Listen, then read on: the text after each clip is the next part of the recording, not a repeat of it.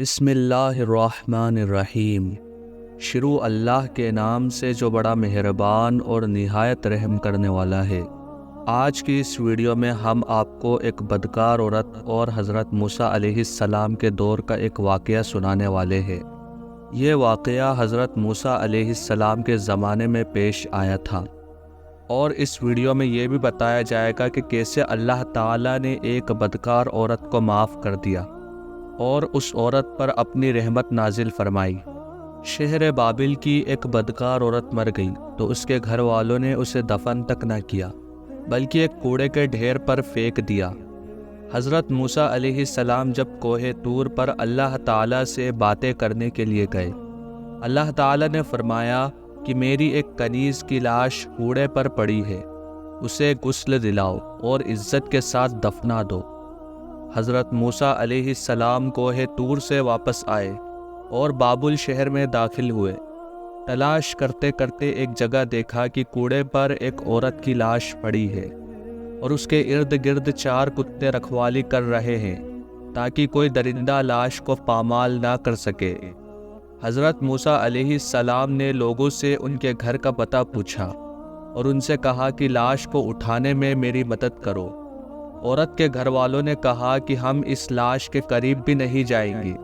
یہ ایک بدکار عورت تھی، اس نے اپنی ساری زندگی بدکاری میں گزار دی۔ پورے شہر میں سب لوگ لاش کو اٹھانے سے انکار کر رہے تھے۔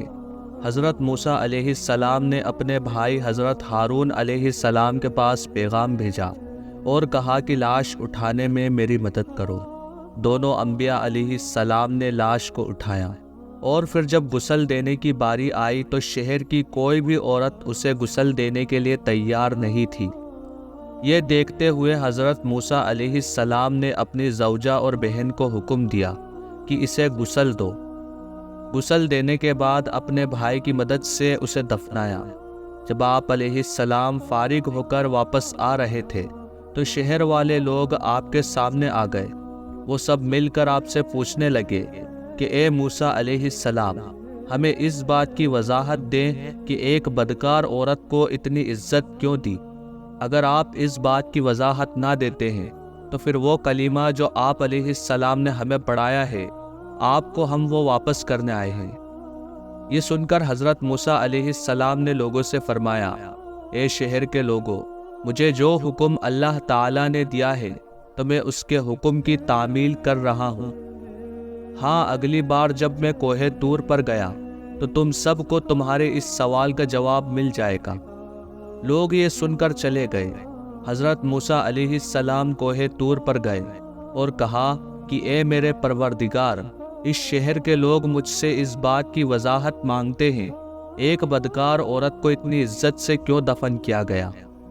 حضرت موسیٰ علیہ السلام کی یہ بات سن کر اللہ تعالیٰ نے فرمایا کہ اے موسیٰ، یہ عورت واقعی بدکار تھی اور اس کی ساری زندگی بدکاری میں گزر گئی، مگر ایک دفعہ یہ ایک ایسی جگہ سے گزر رہی تھی جہاں پر ایک کتا پیاس کی شدت سے مر رہا تھا۔